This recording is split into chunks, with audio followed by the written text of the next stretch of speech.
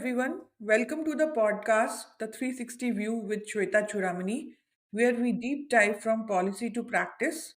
I am your host, Shweta, and I am based out of New Jersey, United States. We are in the design phase of our Pehel Fellowship, and these interviews are going to help us shape it well. Today, our special guest is from Lucknow, India. Yes, from the heart of Uttar Pradesh. Please welcome Sandeep Srivastava, Secretary, Shohradgarh Environmental Society. For over 35 years, Shohradgarh Environmental Society has been a cornerstone of community development in Uttar Pradesh. SES has successfully implemented 40 programs and reached more than 100,000 beneficiaries since inception in 1988. So, please roll up your sleeves. We have a very interesting conversation coming up with Sandeep ji. Welcome, Sandeep, to the podcast. Thank you, Shweta ji, for inviting me in this podcast.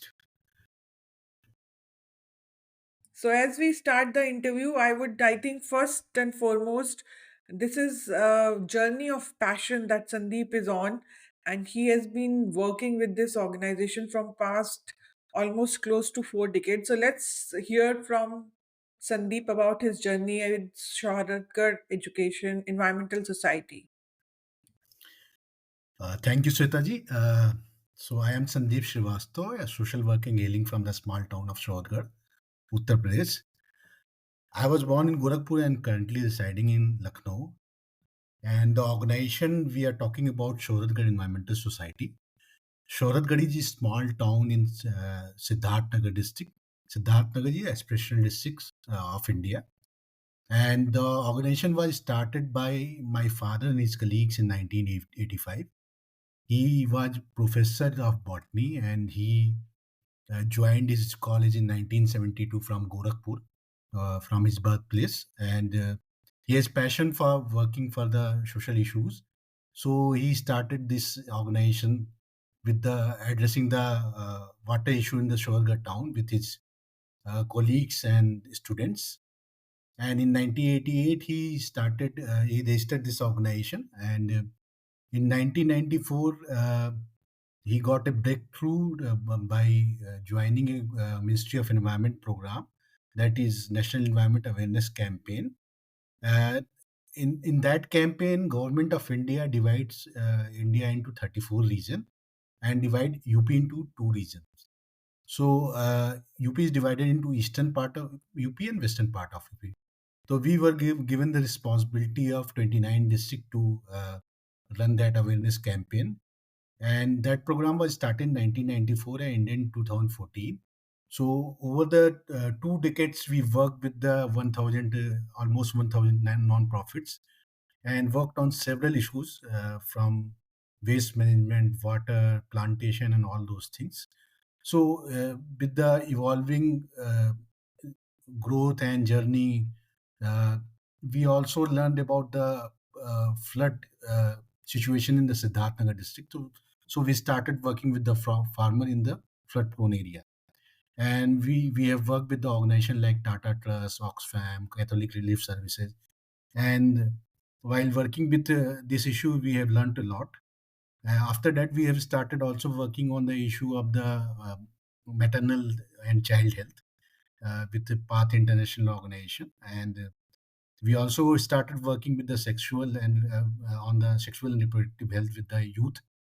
And we have also explored, as the population is migrating from rural area to urban area and there is a lot of pressure in the natural resources. So we thought to start working in Lucknow, and we started working in Lucknow in 2008.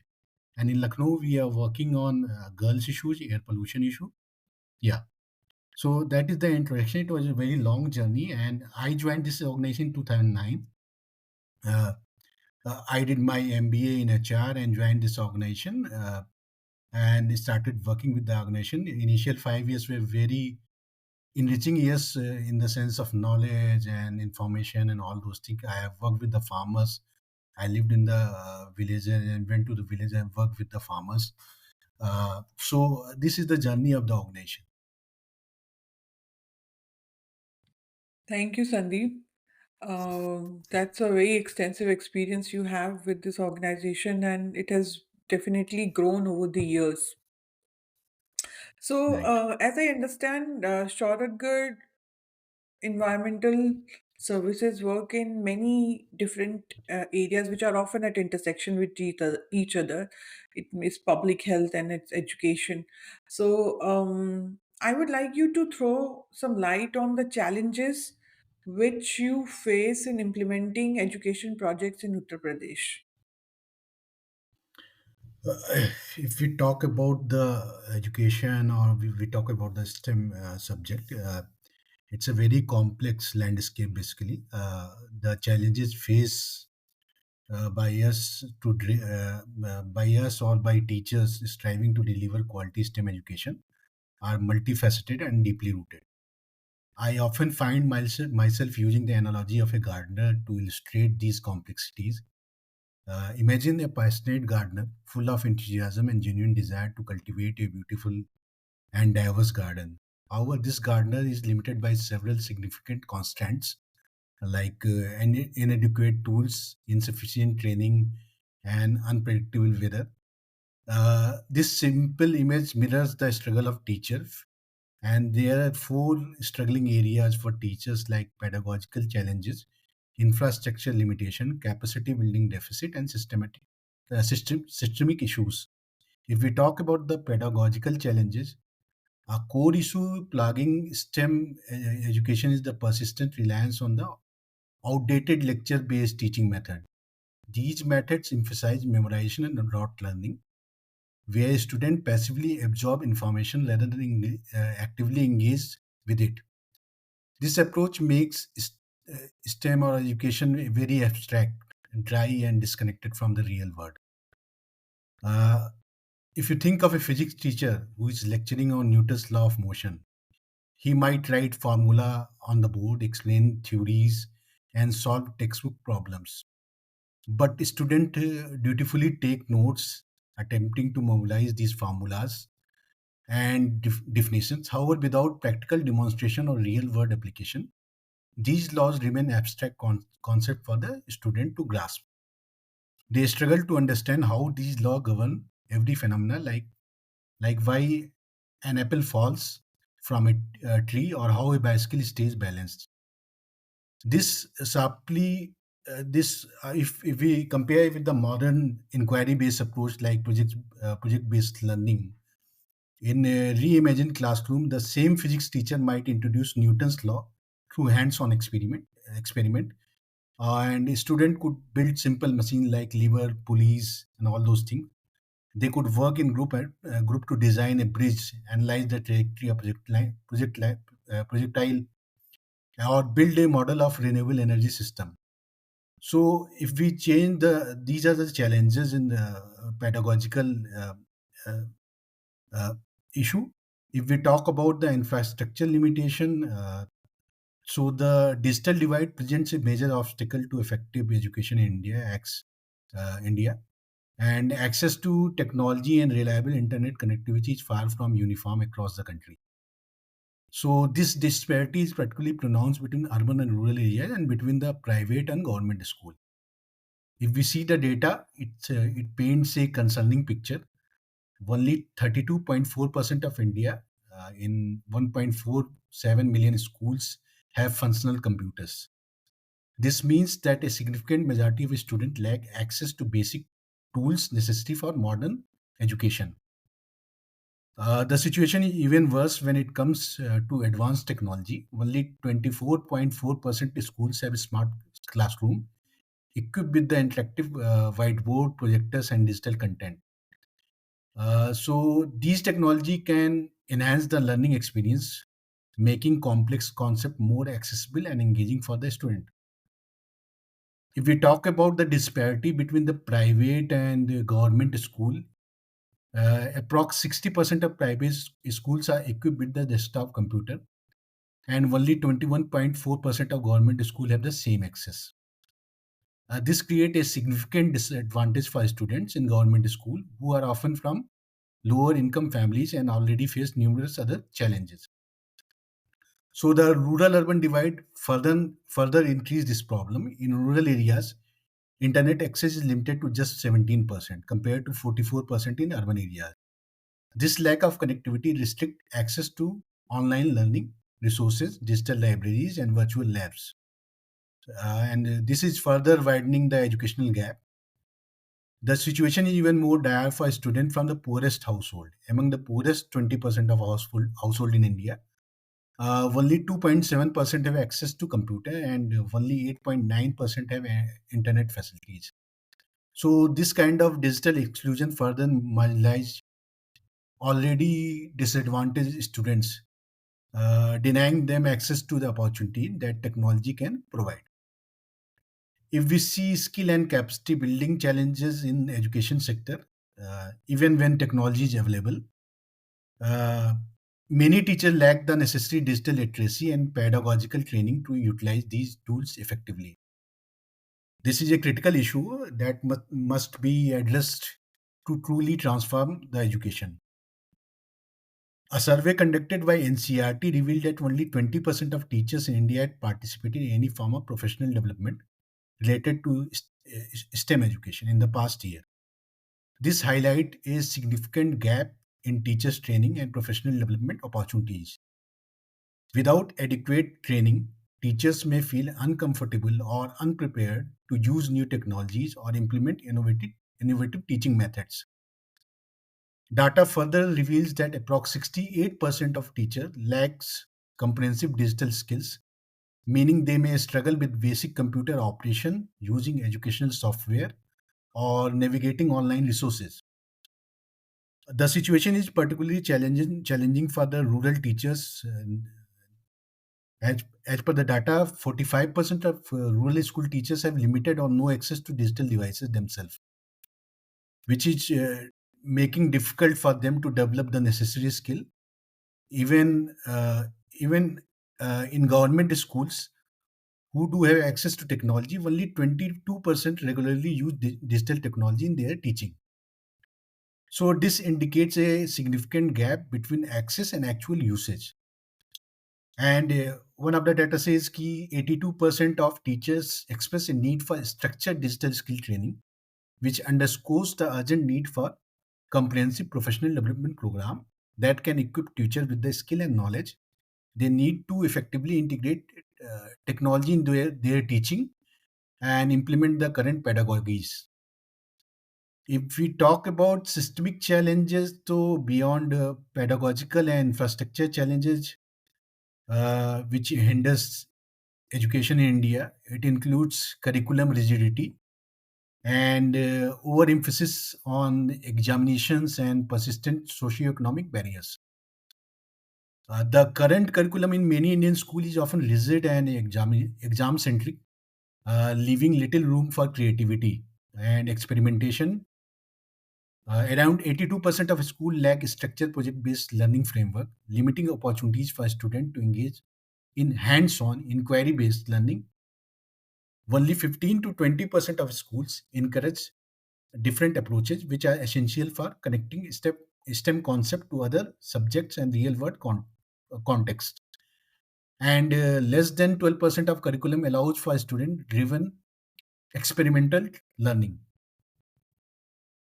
So these are challenges with the education or STEM education in the sector. Yeah, Thank please. you, Shweta. Sandeep. I think I'll take a step back and I'll ask you to help us understand what kind of education programs do you have in SCS so that all the viewers have a good understanding of, what kind of programs SCS implements and are how different they are from the regular education or regular school model. See, Shweta ji, generally we talk about education, so we talk about the education in school, but we have other thought on that. We have program which focus on the social emotional learning, where we try to develop social emotional skills among the girls in slums of Lucknow. Uh, they try to understand their emotions. They try to uh, regulate that emotions and control that emotions. So can they develop a good personality when they go for their career in the future. And we also integrate digital learning, as I mentioned, ki there are uh, technological gaps in teaching. So we have our centers where student comes and learn basic computers and STEM education. And we have also integrated the career-based approach where we include the vocational learning, where we not only focus on the to place them in some kind of job and all those things, because when we go to the community and ask the students ki what they want to be in future, someone says ki I want to be a doctor, engineer, or something else, but they don't know the path.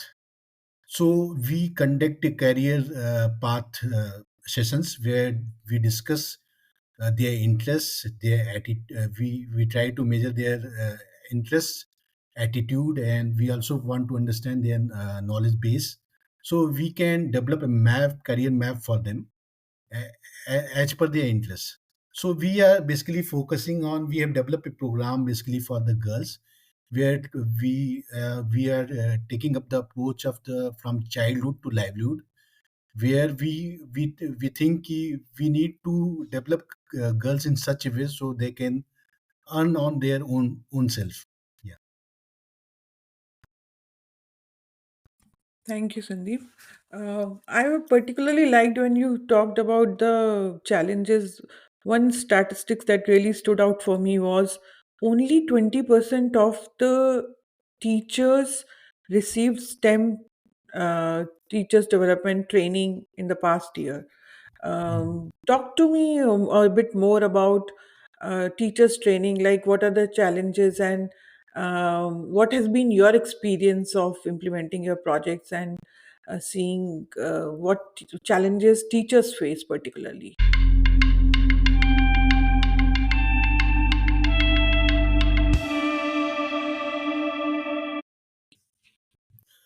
So if you talk about the challenges, there are three core areas where teacher face challenges. एक तो the professional development, second is the practical hands-on experience, and the third is the integration of technology in their teaching.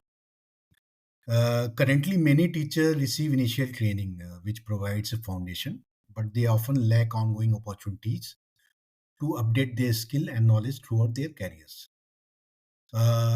The educational landscape is evolving with new pedagogical approaches, technologies, and research emerging all the time. Without continuous professional development, teachers risk becoming stagnant, and they are relying on the outdated method that may not effectively engage today's student. So I think to do away with this kind of challenge, they need to develop a mandatory professional development program which can help teachers to stay abreast of the latest educational practices, technologies, and pedagogical strategies. And this continuous learning approach can ensure that teachers are well equipped to handle diverse classroom scenario, cater to evolving the needs of students, and effectively integrate the new knowledge into their teaching. Just like a doctor who attends conferences and workshop to learn about the latest advancement in medical profession. So teacher need the same opportunity to stay at the forefront of this profession. If we talk about more practical components in teacher training curricula, this may include more extensive intensive for teacher, where aspiring teacher can spend time observing experienced educators and gradually take on more responsibility in the classroom. And where trainee have the opportunity to plan and deliver lesson under supervision of that mentor. And this in this mentorship program, new teacher can pair with the experienced teacher and can provide and the mentor can provide invaluable guidance and support during their early years in the profession. So these hands-on experience can help aspiring teacher to develop or the current teacher to develop a crucial classroom management skill and understand the student behavior. Second point is, if we talk about the technology, which is integral part of our lives currently, and the education, no exception of that. Teacher must be proficient in using technologies to enhance learning and prepare student for the digital world they will inherit. Therefore, integrating technology into teacher training is very necessary. And training programs should also include the digital literacy, as I have mentioned the data on the digital literacy among teachers. It can cover basic computer skills, internet navigation, and online safety also. They should also focus on using online teaching tools such as learning management systems, virtual classrooms, and interactive educational platforms. Teacher need to trained on how to effectively use educational software, simulations, and other digital resources to create engaging and interactive learning experience for their students. So these are challenges, and these are remedies which uh, can be used to do away with the challenges of the teachers. Yeah. Just one clarifying question, Sandeep. So when you say the teachers are not trained as much as they should, is it because the opportunities are not there from the government, or the opportunities are there but somehow due to the workload the teachers are not allowed to go to the teachers training, or they miss the training period? What do you think is the real reason for that? There is lot of opportunities for from the side of government. They have lot of workload actually, and most of teachers come from the background. They don't have too much exposure ki how to go for a new workshop or how to attend a new seminar. So they don't have knowledge where to go. So there are opportunities. Government is making a lot of effort. India is a very vast country, and it's a very big challenge to reach at the bottom and provide everything. It is responsibility of every stakeholder to uh, make that accessible, these opportunities to teachers, whether it is government, whether it is government departments at various level, at district level. So I think there are a lot of opportunities. And where do you think are the solutions, where um, some practical solutions that can help tackle the challenges that you mentioned about? One, you mentioned about curriculum rigidity, you mentioned about pedagogical challenges, you mentioned about the lack of opportunities and like the exchange that should happen between the teachers and the training curriculum. So where you think are the solutions? There are a lot of solutions for this if we talk about the education or STEM education.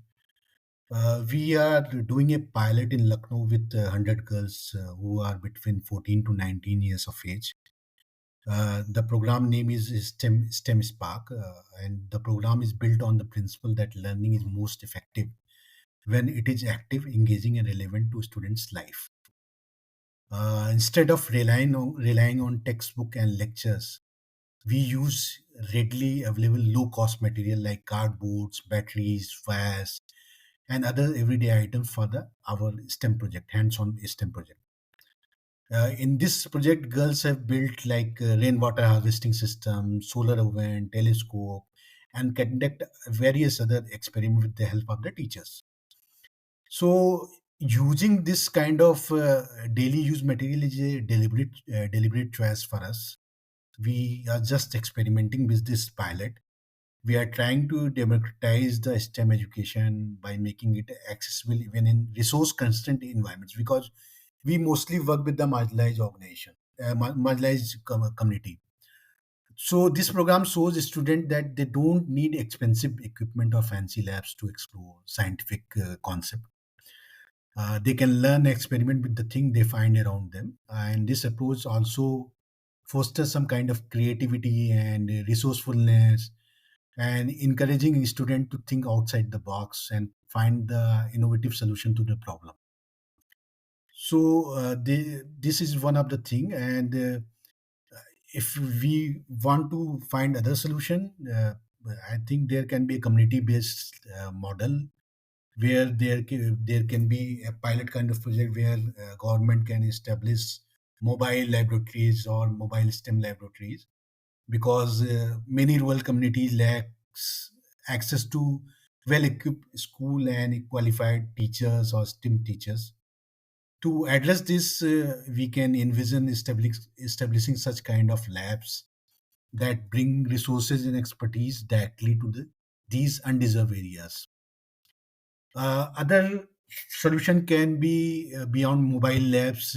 We can also empower schools and students with readily available, accessible tools uh, uh, to democratize scientific exploration by providing affordable learning kits to these schools. Like there can be a compact kit which include a low cost plastic or digital microscope, basic electronics component like LEDs, resistors, simple chemical chain reaction sets, material for mathematical modeling and all those things. Another solution can be establishment of a community science center. It can be piloted in the most backward or aspirational district in the of the India. These community center can be more than a physical space. They would be a vibrant hub for scientific exploration and community engagement. They would offer immersive experience through interactive exhibit. So these center could become community knowledge hub where student, professional, or curious community member could also converge to explore such scientific principles through the hands-on experiment or demonstration. But I also believe there is importance of recognizing and integrating the indigenous technologies in the education.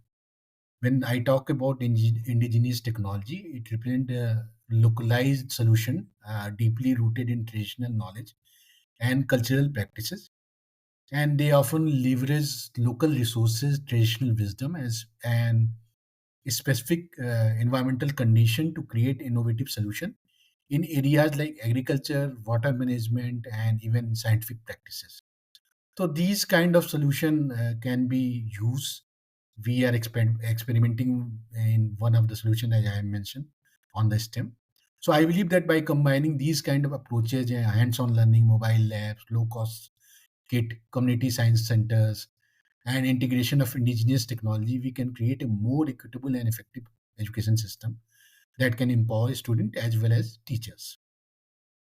Sandeep, this brings me to a very interesting question, which I was thinking is that you work in aspirational districts, and the solutions that you have mentioned, some of them has been already done by some of the players. Mhm. So, who are some of these organizations who are doing tremendously good work in this space?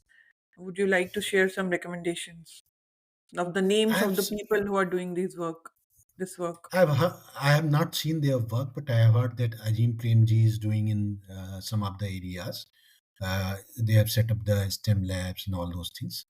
So they are not very much examples, but Premji is doing that. Ajim Premji Foundation. Yeah.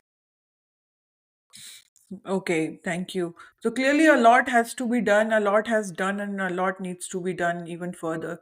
So, but talking about at the systemic level, what do you see changed in the Indian education system when it comes to teachers training, or generally in general, what you want to see changed in the Indian education system, and if there is anything that you want to change in the design or implementation of the national education policy? Sure, sure. As national education policy is a landmark policy that has laid the strong foundation for transforming education in India, and it is a very comprehensive framework that can address many of key challenges facing the education sector in India. However, as with large scale policy, there are areas where further refinement and attention is required. I would highlight three key aspects. Number one is localized implementation. Number two is stronger focus on inclusivity, and number three, robust monitoring education mechanism. While NEP provides a national framework, it is crucial to recognize that India is a diverse country. and it has a very varying educational needs and challenges across the different state and different region. And one size fits all approach won't be effective in that sense. So the implementation of NEP should be tailored to local context, uh, taking into the account of the specific need of, and resources of that region or state. For example, a state with high concentration of tribal population, like Jharkhand or Chhattisgarh, might need to focus on developing culturally relevant curriculum and providing training for teachers to work effectively with the students from those communities.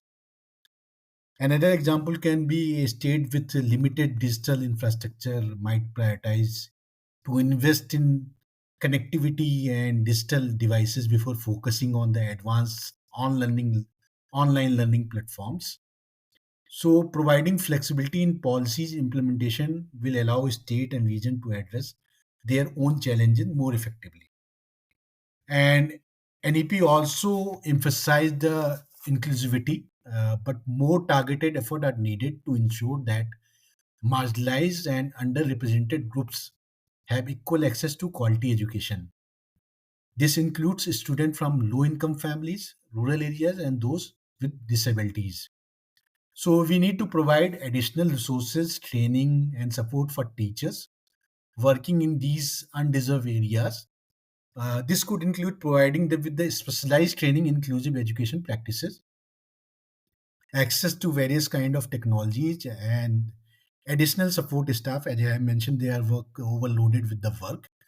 So we also need to address this kind of socio-economic barrier that prevent many students from accessing education, such as providing scholarship, transportation assistance, and addressing issues like social issues like child labor and early marriages. And the third thing is key. NEP has to need to develop a very good monitoring and evaluation system. Without these effective monitoring evaluation system, it is very difficult to know whether the policy is achieving its goal and outcome and where improvements are needed. So this can involve clear indicators, collecting data regularly, and using that data to make informed decision making. And there can be regular assessment feedback loops from teachers, students, and community. And data driven decision making can help the gap to help to identify those gaps and area for the improvements. So enhancing these teachers training through these key area combined with a more nuanced and responsive implementation of national education policy, which can significantly improve the quality of education in India. And these changes can empower teachers to provide a better education and create a more equitable and effective learning environment for all the students, regardless of their background, regardless of their location. So it is all about investing in our teacher, who are the backbone of our education system, and ensuring that every child has the opportunity to reach their full potential. So, what are the actionable steps you think, Sandeep, that should be taken by the policymakers, educators, and institutions to help improve teachers' training or in general the education system of Uttar Pradesh? Because a lot of districts in Uttar Pradesh comes under aspirational districts, and even if you look at a national level, the state of education in Uttar Pradesh is specifically bad, and Uttar Pradesh and Bihar are our priority areas. And being a native of Mathura, I feel like it's we have to do more for these states. Right. So I believe policymakers have a crucial role in setting the overall direction and creating the enabling environment for effective teachers training. They can take several steps like number one can be funding. The adequate funding is essential for all aspect of teacher training, from pre-service education to ongoing professional development. And policymakers need to allocate sufficient resources to support high quality training programs, provide scholarship for aspiring teachers, and invest in infrastructure and technology. And they can also set clear standards for teacher training program and establish robust accreditation mechanism which can ensure quality and consistent across which can be consistent across institutions. So this includes defining the knowledge, skill, and competencies that teachers should possess, and ensuring that training program are aligned with these standards. And policymaker can also foster collaboration between teacher training institution, schools, and other stakeholders such as educational organization and research institution. And this collaboration can facilitate the sharing of best practices in their area and the development of innovative training models and creation of a strong mentorship program. So this can be done by policymaker. Thank you, Sandeep. Speaking of best practices, I would ask you, what message would you like to convey to aspiring teachers and those currently working in the field? Swetaji, since I come from a family of teachers, so I have a deep rooted understanding and appreciation for teaching profession. As my father and uncle dedicated their lives to educating young minds, and my wife is also continuing this noble tradition as a teacher. So, growing up in such an environment, I witnessed firsthand the challenges and rewards that come up with being an educator. So, for the all aspiring or current teacher listening this podcast, I want to share a message of hope, dedication, and continuous growth, because teaching is truly one of the most noble and impactful profession. As you are shaping the future, one student at a time, and that is an incredible responsibility and privilege. So, I would like teachers to embrace lifelong learning. The world of education is dynamic, and every time a new pedagogical strategies, technology, research are emerging. So, it is essential to stay curious and committed to professional development, attend some kind of workshop, pursue further studies, engage with online educational communities, and stay informed about the latest advancement in the profession or in the field. Remember, a great teacher is always a great learner first.